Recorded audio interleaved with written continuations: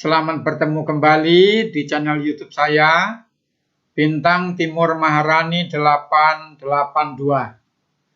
Pada kesempatan pagi ini, saya akan membahas tentang senyawa hidrokarbon, pembelajaran kimia kelas 11 semester ganjil.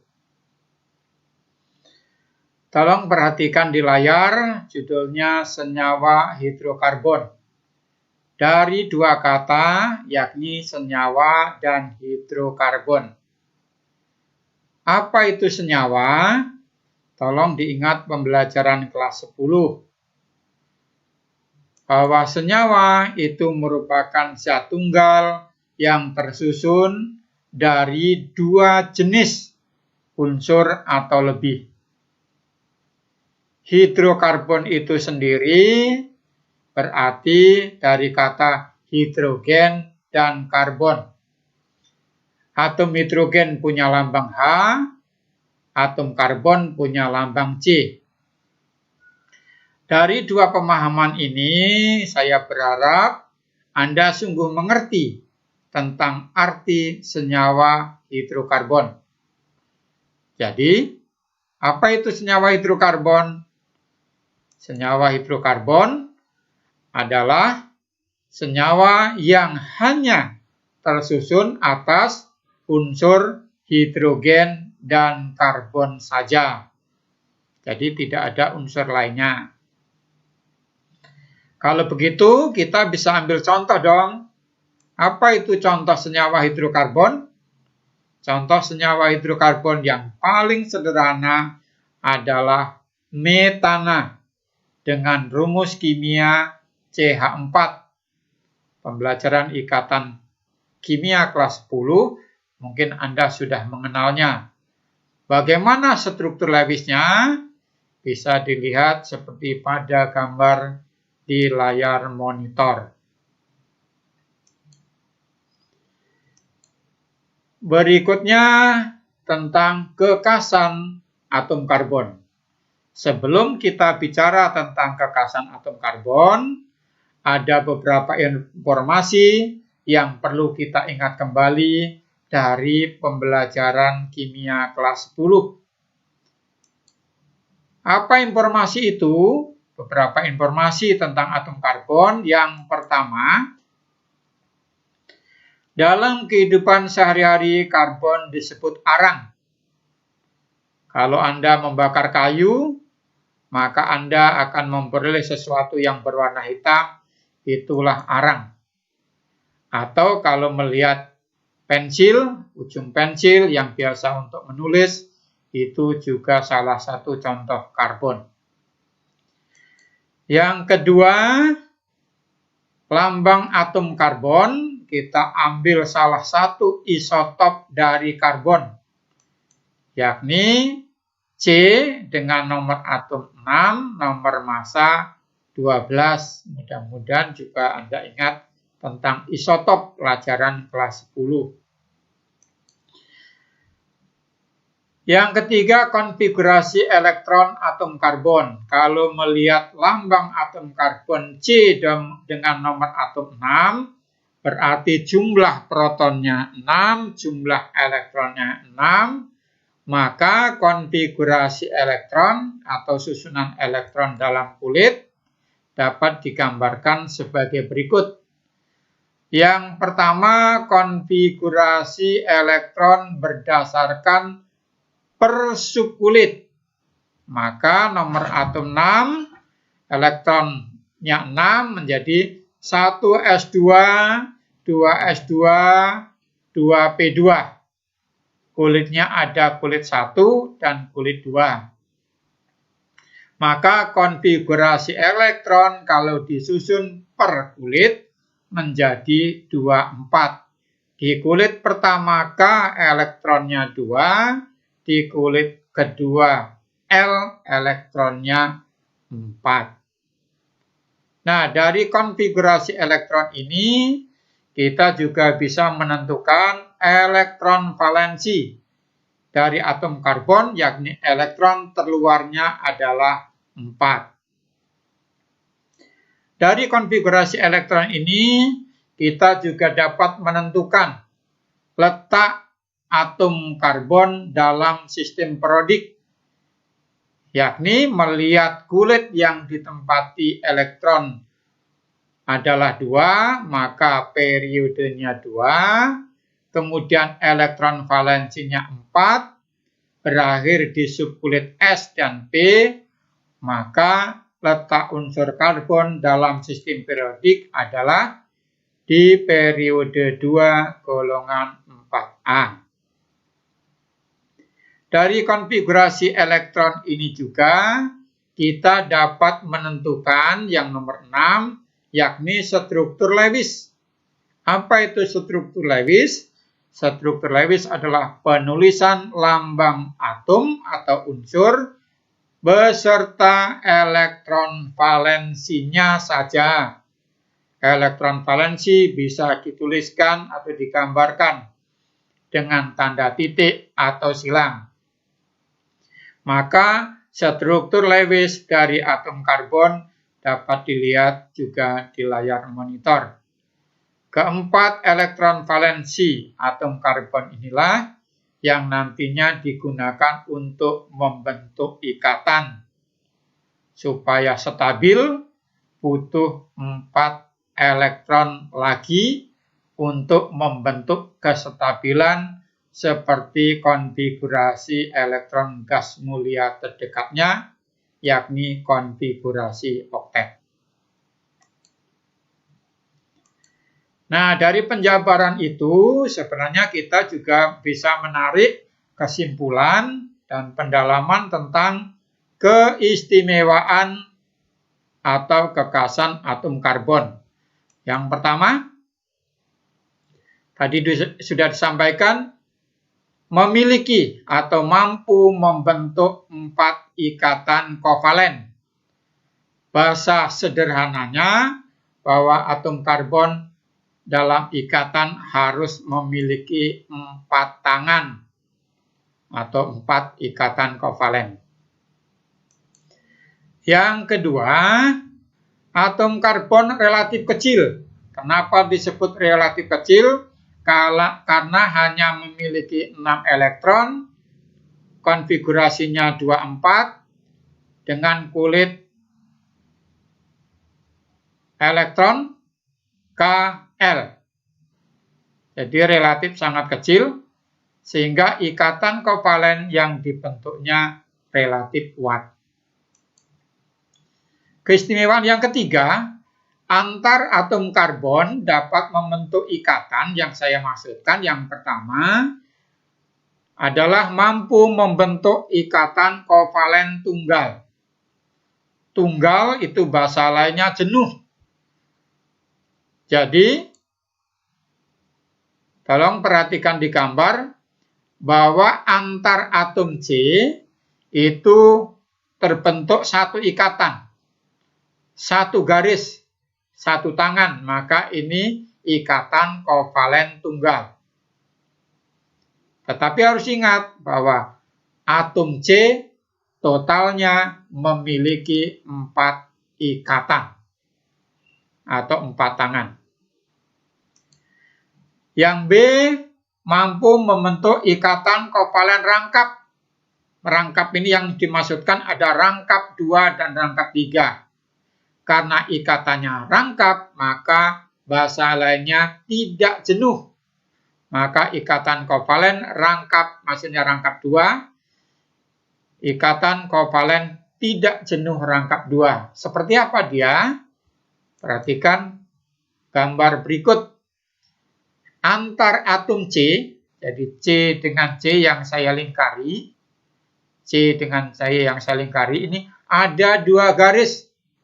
Ada 2 ikatan, ada 2 tangan, maka ini disebut ikatan kovalen rangkap 2. Jumlah total ikatan pada atom C harus tetap 4. Yang C, ikatan kovalen rangkap 3 atau ikatan tidak jenuh rangkap 3. Perhatikan gambar yang saya lingkari. antar dua atom C ini ada 3 garis, berarti ini ikatan kovalen rangkap 3. Itu keistimewaan yang ketiga. Nah, bagaimana keistimewaan yang keempat? Bahwa antar atom karbon juga dapat membentuk rantai karbon. Rantai karbon yang pertama adalah rantai karbon terbuka. Terbuka, bahasa lainnya alifatik. Tolong jangan lupa. Bisa bercabang dan bisa tidak bercabang. Bagaimana yang bercabang? Kita lihat contohnya. Saya bantu dengan kotak pada gambar. Antara atom C, C, C, C, C membentuk rantai panjang terbuka. Ini ada di luar rantai. Ini namanya cabang. Tentang cabang akan dibahas di sesi berikutnya. Contoh rantai karbon terbuka dan bercabang. Bagaimana yang terbuka tidak bercabang? Perhatikan gambar berikutnya. C, C, C, C, C. Di dalam rantai ini tidak ada atom C yang lainnya. Selain terbuka atau alifatik, antar atom karbon juga dapat membentuk rantai karbon tertutup atau bahasa lainnya siklik. Gampangnya dari kata siklus. Jadi yang diperhatikan adalah rantai karbonnya. Ikatan antar karbon dengan karbon. Nah, gambarnya seperti ini. Ada 4 atom C membentuk rantai sambung menyambung sehingga ini tergolong siklik atau tertutup.